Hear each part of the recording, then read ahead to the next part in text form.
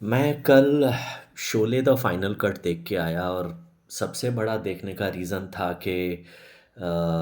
धर्मेंद्र को एक बार फिर वीरू के रोल में बड़ी स्क्रीन पर देखूं।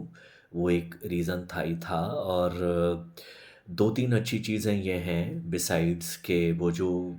बहुत सारे फेमस सीन्स जो सेंसर ने पास नहीं किए थे जो अब डाल दिए गए हैं फिल्म में, तो वो आप लोग देखने जाएंगे शायद, जो भी शोले के एंथुसियास्ट हैं। और जिन लोगों ने शोले नहीं देखी है शायद वो देखना चाहें, क्योंकि इंडियन सिनेमा की एक सबसे बड़ी लैंडमार्क फिल्म उसे माना जाता है आज भी। कुल मिलाकर जो दो तीन अच्छी बातें वो ये हैं कि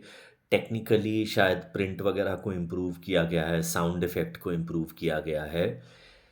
किस्मत से ये जो शोले 3D जब आई थी तो उसके बैकग्राउंड म्यूज़िक के साथ एक टेम्परिंग की गई थी। फाइनल कट में मुझे लगा कि शायद जो ओरिजिनल बैकग्राउंड म्यूज़िक था उसी को डाला गया है, और इस कॉमन सेंस भरे फैसले के लिए मेकर्स को मैं थैंक यू बोलूँगा, क्योंकि जो नया बैकग्राउंड म्यूज़िक डाला गया था, आप जब यूट्यूब पे जाएं तो जो 300-400 शोले के अब वर्जन पड़े हुए हैं उनमें वो नया वाला बैकग्राउंड म्यूज़िक था और उसने वो शोले की पुरानी आत्मा को बिल्कुल मार रखा था। तो ये एक अच्छी चीज़ है। कुछ जो इसके सीन हैं वो मैंने एक बार कहीं से ओरिजिनल वर्जन मेरे पास आया था, तो कुछ बहुत ही इंटरेस्टिंग सीन, जैसे वो रामलाल ठाकुर के जूतों में कील ठोक रहा है, वो एक बहुत अच्छा सीन है। अहमद का जो पूरा मारने का सीन है, जो ओरिजिनल शोले थी उसमें वो जो चींटा चलता है गब्बर सिंह के हाथ पे और वो वहाँ पे उसको मार देता है, जो एक सिंबॉलिक था कि अब ये इस लड़के को मार देंगे, तो उसके आगे का सीन भी है। एक दो ऐसे सीन जैसे बसंती का वो जो टांगे वाला चेस सीक्वेंस सीन है उसमें कहीं पे एक पुल के टूटने वाला सीक्वेंस भी था। ये मैंने पहली बार देखा, और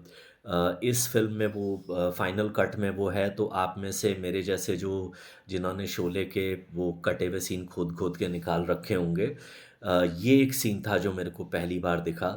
दूसरा और एक चीज़, आप लोगों ने जो कई बार वो धर्मेंद्र का डायलॉग सुना ही होगा ना कि एक एक को चुन चुन के मारूंगा,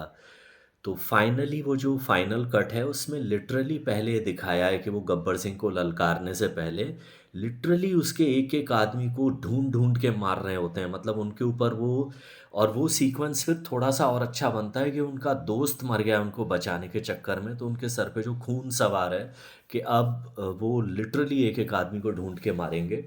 और मैं ये सोच रहा था कि अगर ये चीज़ें सेंसर ने उस टाइम पे पास कर दी होती तो फिर ये तो फिल्म शायद 10 साल 15 साल भी नहीं उतरती थिएटरों से, 5 साल जो चली मिनरवा जैसे सिनेमा हॉल्स में। और सबसे बड़ा आइसिंग ऑन द केक वही जो एक फिटिंग एंड था कि एक डाकू ने आपका पूरा परिवार मार दिया है, आपके हाथ काट दिए हैं, तो आप उसे पुलिस के हवाले थोड़ी करेंगे। वो जो उस टाइम के सेंसर की जिद थी कि नहीं गब्बर को मारना बहुत वायलेंट हो जाएगा, पर फाइनली आप गब्बर सिंह को थिएटर में स्क्रीन पे मरते हुए देखते हैं। और फिर बैठ के ठाकुर फाइनली रोता है, ही ब्रेक्स डाउन के मतलब अब वो उसको उसके परिवार के खोने का दुख हो रहा है, या वो ये सोच रहा है कि ये सब वॉज इट वर्थ इट, या जो भी, मतलब आप उस रोने के अपने अपने ढंग से तरह तरह के मीनिंग निकाल सकते हैं, क्योंकि डायरेक्टर ने उस रोने को एक्सप्लेन नहीं किया है। बस वीरू आता है, उनको शॉल पहना देता है वापस और वो चले जाते हैं, वहाँ पे फिल्म एंड होती है। तो आप में से जो लोग शोले को जिन्होंने अभी तक नहीं देखा है वो ट्राई कर सकते हैं। ऑल इन ऑल मेरे को एज अ शोले एंथुसियास्ट अच्छा ही लगा कि मैंने ये जाके देख लिया।